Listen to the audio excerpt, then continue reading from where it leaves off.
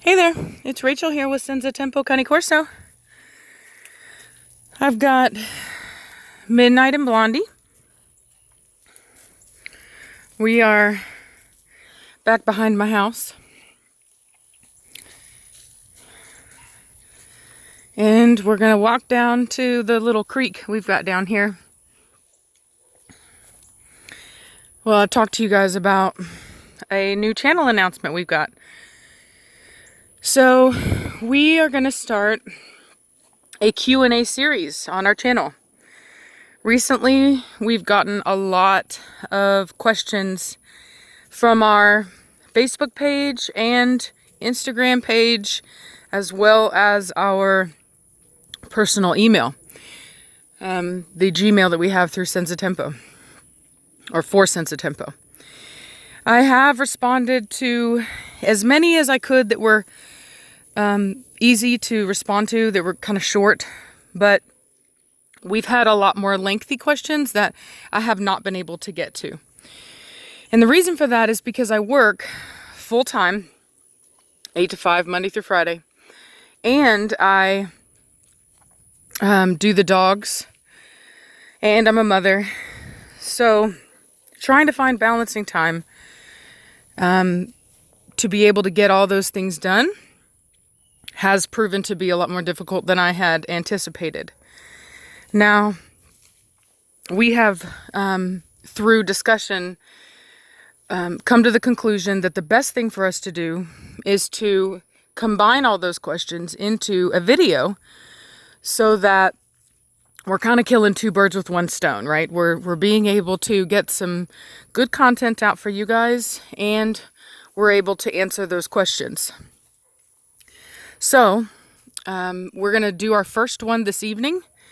And if you have any questions, feel free to send them to us. We've got, the YouTube channel, as you know. We've got an Instagram account. We have a Facebook page for our dogs. And we have a Gmail, which is senzatempo canecorso at gmail.com. And you can access any of those avenues to contact us about questions you have. Now, having said that, there's only so much that I can help with without being there to see what's going on. Back over here. Come, let's go. Midnight, come now. Midnight, now I said. Bad girl. Bad girl. Bad girl. No, ma'am. Get your butt over here right now. Right now, come on. Right now, get in here. Midnight, now. I did not know that their fence is open like that.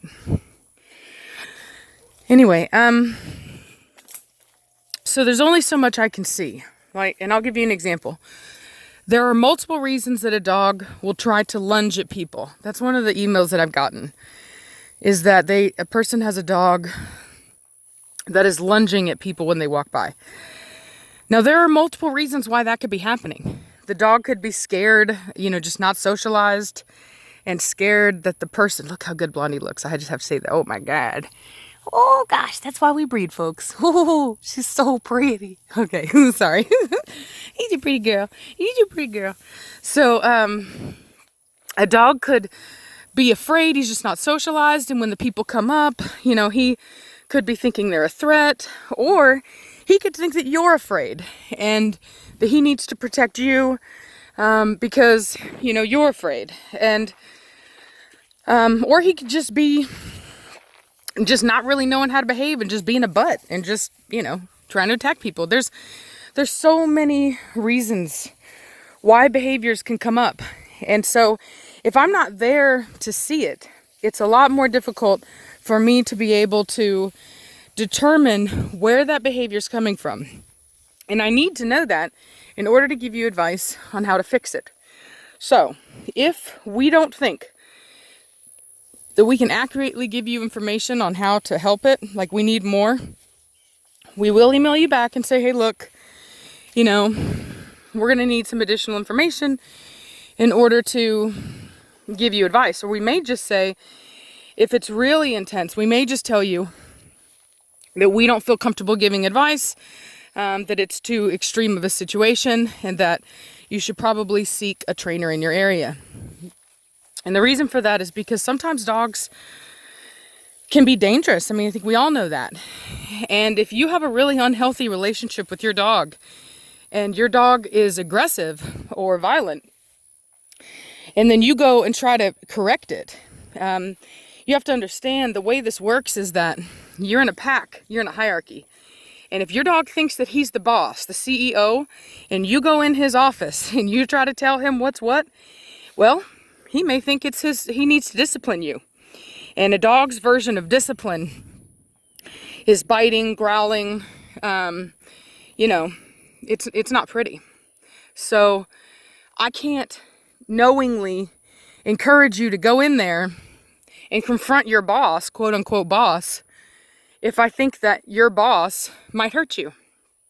So I'm not going to tell you, I'm just not going to do it. With dogs like that, even if it was here in this city and I was working with that particular dog, I would work with it first. I wouldn't even let the owner, because I have neutral ground with that dog. Okay. That dog doesn't know me. And so we have the ability to establish a relationship, whereas you and that dog already have a relationship, already have boundaries. So you may not be able to do the kinds of things with that dog that I could, even though you're the owner of it. So these are things to keep in mind, okay? It's not a perfect science in the sense that, I'm not there. So if a case is really particular, if we still think we can help, but we may need additional information, we will ask for it. But if we think that it's too dangerous for you, we're not going to advise you to do that. We're going to tell you to find somebody in your area that practices our style of training. And if you are a trainer that practices our style of training, please contact me. If you're in a different area, that's fine. That way we can touch base with you and see if maybe we could have a list of people in different areas to be able to help people out. So, I'm not in Pennsylvania, but if we get somebody that is and that needs help, if I know that there are trainers like me in Pennsylvania that I can send them to, that would help a lot better. And that's what's important, right? I could sit there and I could say, oh, I'll take your money over the phone, but that's not my goal. My goal is to help you, right? And that's not to say that that we wouldn't have a service, a paid service like that. I've actually had people already asking me if I would help them over the phone for money. And those particular people, I said no, because like I said, those were very dangerous situations that I didn't feel comfortable getting involved in, having not been there. But there are other cases where people would probably benefit. And so, with technology, there's video and there's things like that. So it's not that I'm entirely opposed to it. It's just that I want people to get the best help possible. So if I can't provide that, then I want you to be able to get it. So like I said, contact me with your questions and contact me if you're a trainer. Let's touch base. Let's get together and let's see if we can't help people have better relationships with their dogs. Okay? Because the less people that are in the news because their dog bit somebody is a better environment for all of us, right? There's going to be less breed-specific legislation, less insurance companies saying you can't have this dog. The better relationships and the healthier relationships we have with our dogs, it's just going to make the world a better place for all of us. So let's try to keep that in mind going forward, okay? So that's what we're going to be doing. Like I said, Instagram, Facebook, YouTube, Gmail, contact us with your questions. We'll try to get it, settled as quick as we can. And we will update our website with any information going forward if we do end up doing a paid service where people can call in. I'm not sure about that yet. I don't know exactly how that would work. But, if people are interested in it, we might do it. If enough people are interested in it.